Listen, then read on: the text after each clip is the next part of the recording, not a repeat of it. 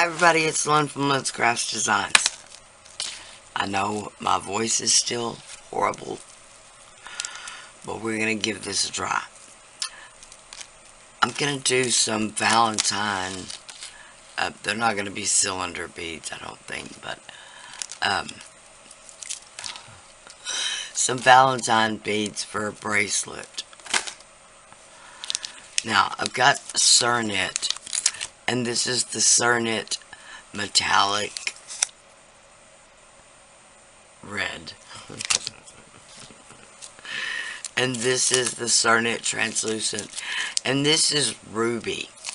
Now, I realize there's quite a difference in their coloration. This looks a lot more pink, and of course this is a lot more red. I do know though when you bake this, a lot of that pinkness disappears. So we're still gonna give it a try. So sorry.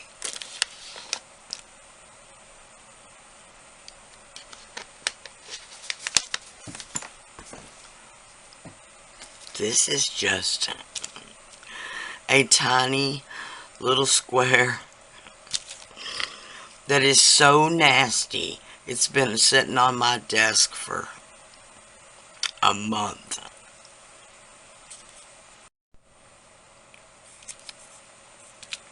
Now, you don't have to have nasty Primo Pearl. You could use Primo Pearl right off the block, condition it. I swear I'm not going to do this video again. You're just going to have to forgive me. My husband and I have been sick since before Christmas. So we did not have Christmas. We got invited and had to miss out again. So this is just a 1/4 inch off the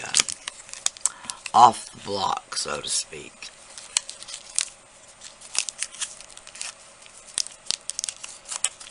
This one isn't even open.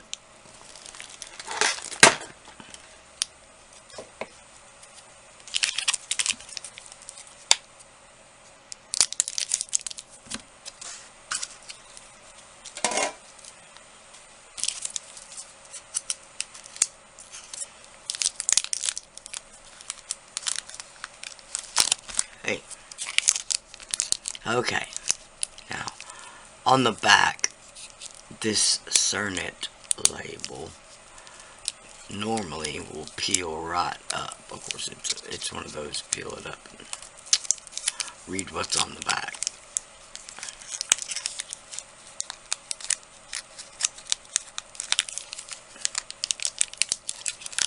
There we go.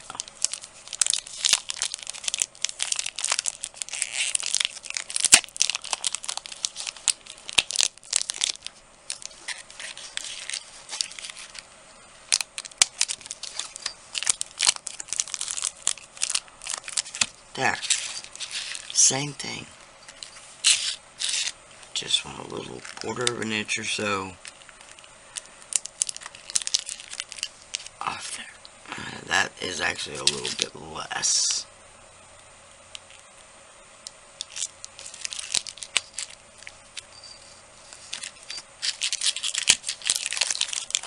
Okay.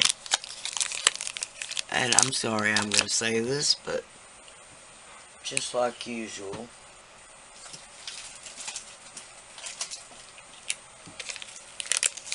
I forgot you need a little translucent. And again, this is just a tiny bit. Okay.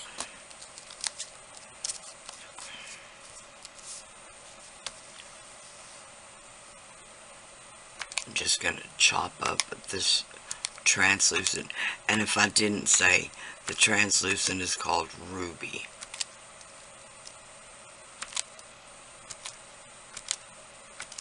did a video a while back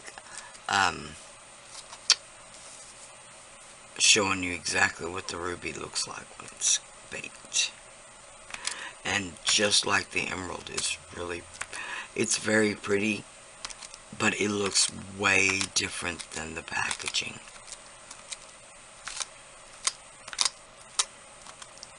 Because this looks pink. It just does. Okay. Do the pink.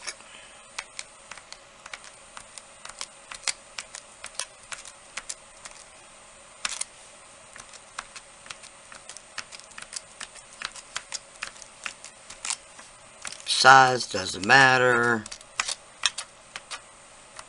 You just want them to stay angular. And in their own pile. Stay in your own pile. Okay, now the translucent, we're going to roll that out. And it's just going to be rolled out to a 4. And then we'll deal with the pearl. Okay, now, I should have said roll this out on your thinnest, which on my machine is a 9. This is just rolled out on a 4, the pearl. Okay, now at this point, you can choose if you want to add a little glitter, a little mica powder, although the metallic already has mica powder in it.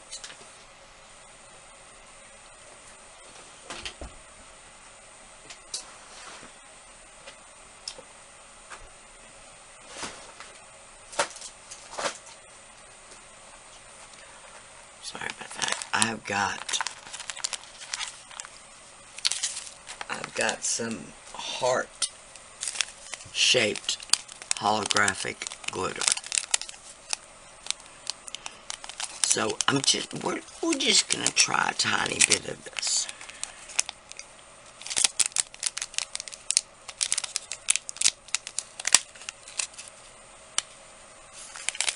I do mean a tiny bit.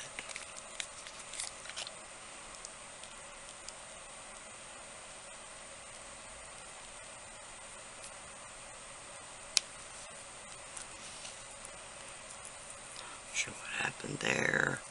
That is just crumbles. It don't want to separate.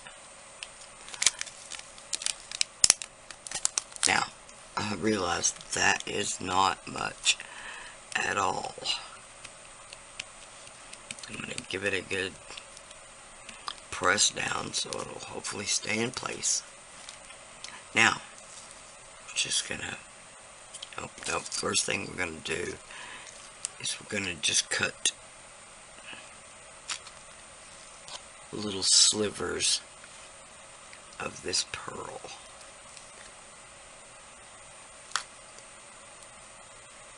And lay those down randomly.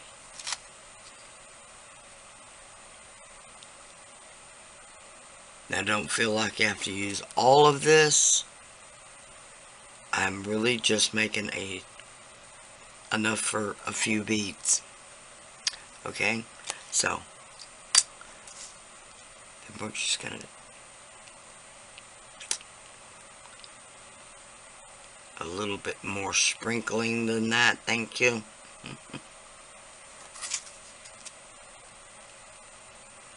Now you don't want to cover it completely. You still want to leave room for the ruby as well. Oh yes, oh yes.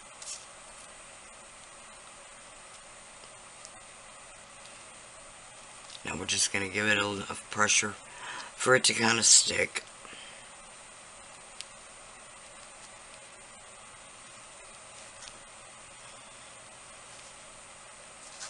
Maybe a little bit of the metallic.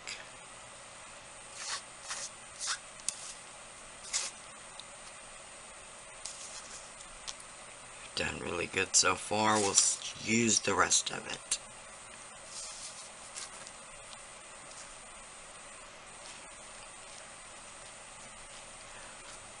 Okay, now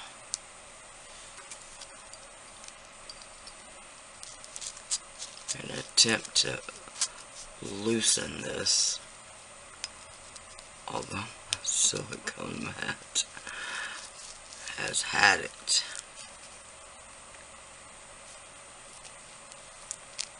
If I can get just under the clay.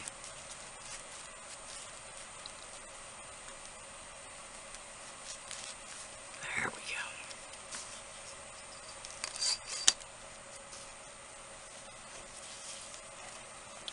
Now we're going to attempt to roll it.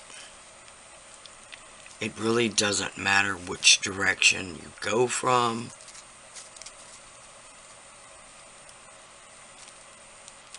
Oh, hold on a minute. Hold everything.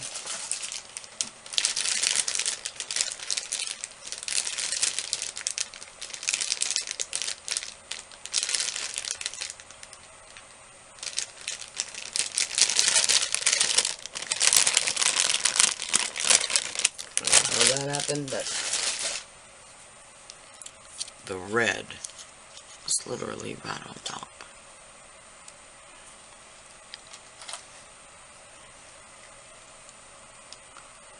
Just because this has some finer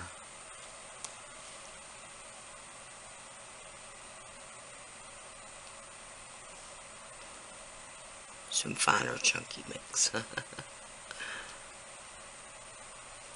Okay.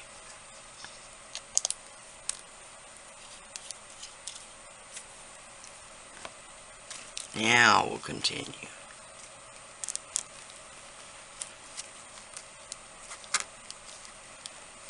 Now you want to be careful how much glitter you add, because the glitter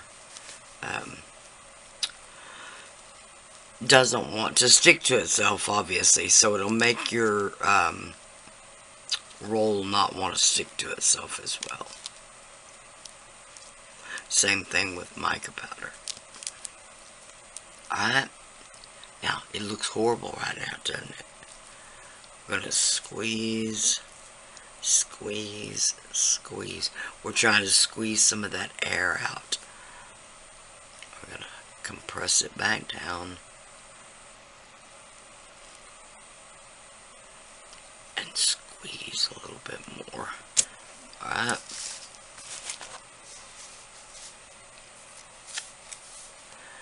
Then we can start rolling.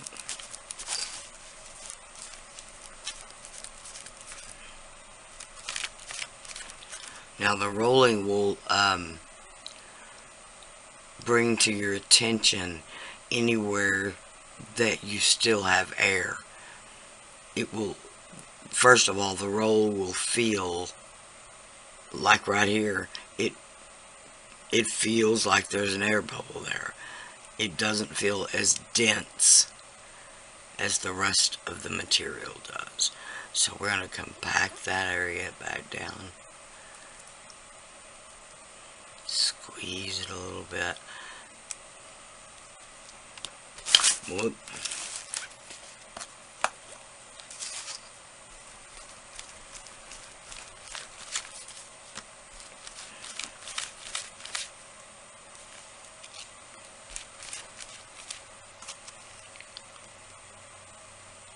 It actually did compact down rather well. Alright, we're just going to get it thin enough, long enough, whatever, to double it. Folding it over. Now, don't mind too much if you get cracks. We'll just push that back. Alright, here they are out of the oven. I have already glazed these with, this is Varathane, which is a water-based, this one in particular is a gloss sealer. It will be in the floor refinishing, furniture refinishing, like that area. This one used to be available on one of the clay sites, but I don't believe they have it anymore. This cabochon, because it's going to be rebaked into another piece, I want to either put the Varathane type of sealer or nothing. You don't really want to put UV resin, cure it, and then it has to go back in the oven. Depending on your UV resin / resin, it can be done.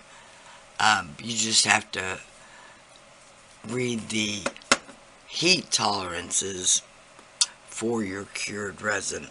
You want it to be able to withstand Polymerclay temperatures. 275, that's not very high. Now, as you'll see, these really, this is going to sound weird, these really redded up. These really turned a darker cherry or red. Once you put the Varathane on it and let it dry, let it dry. Now, I'm going to say this. Any acrylic type medium, a sealer, acrylic paint, anything like that, just like resin, it does have a cure time. So, if you paint this sealer on, let it dry till it's not tacky anymore, and then you're going to try to scratch it off or something, it's going to scratch right off, because you haven't allowed a cure time. Most acrylic paints have at least 3-day cure time, meaning you want to let these set for 3 days before they take anything like a fingernail, something like that, to scratch them. Okay? Now,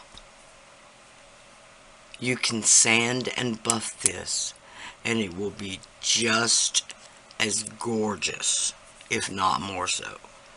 It is pretty smooth from when we did our finger stroking. That being said, it could still stand some more sanding.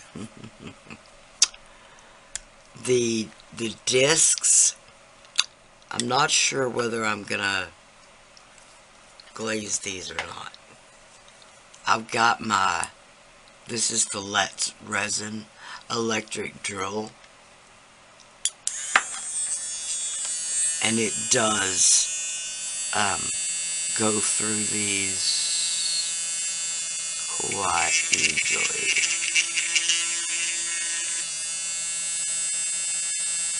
If I can find where I already went through it.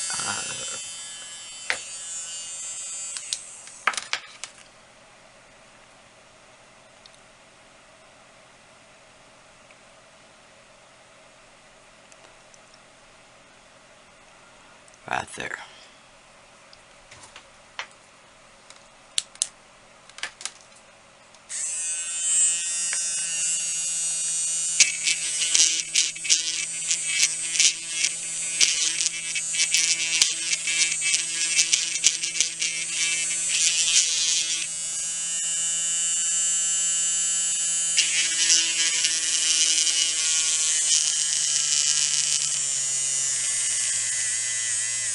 As you can see, it drills right through there without any problem.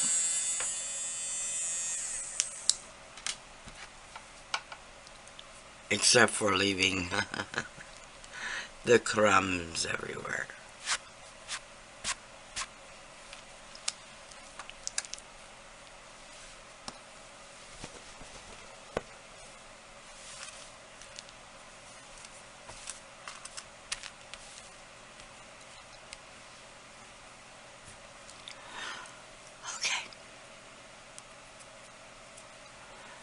since I don't know yet what I'm going to do with this, I'm not going to put the Varathane on it. But I will do a little Varathane on these.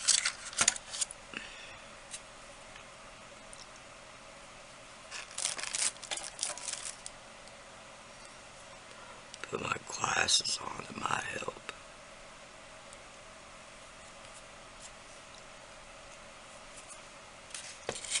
Now, as you can see, it drills the tiniest little hole. So you may want to wallow it out a little bit, just to make sure that your head pin / eye pin will fit.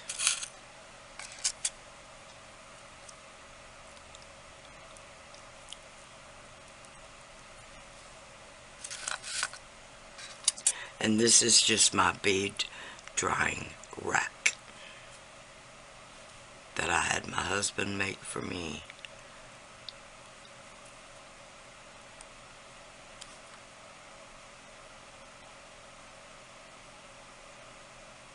A few years ago, sorry.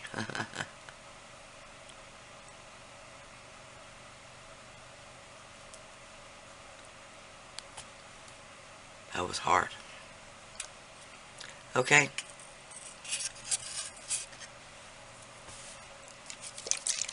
Now I'm going to shake this lightly in a gloss sealer. All of the gloss medium will settle to the bottom if you let your glazes set.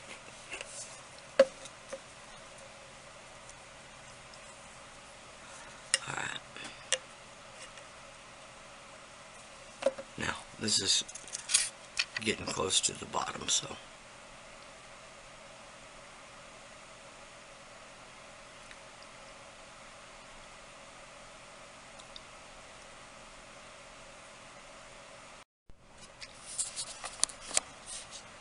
Okay, here they are. This is what it looks like with no glaze and no polish whatsoever. It's just been sanded smooth. Okay, got a little glitter showing, a little bit of the translucent, a little bit of the pearl. On the back you can see a little better how much glitter. Okay, these are the bracelets. Of course, I haven't put a toggle or anything like that on them yet.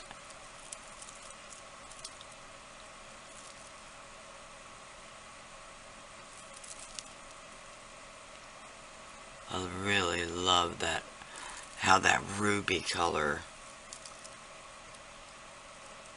turns so ruby and it turns so dark and luscious. Oh, I love it. Alright, so there you go. Just a simple red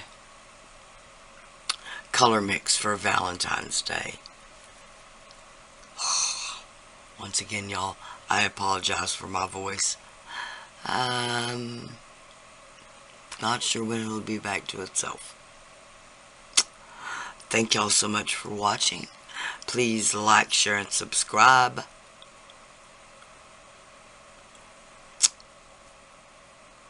I don't have any links to list below. I've got an Amazon shop, a Pinterest, stuff like that, etc. Yeah, like I said, thank y'all so much for watching. Bye for now.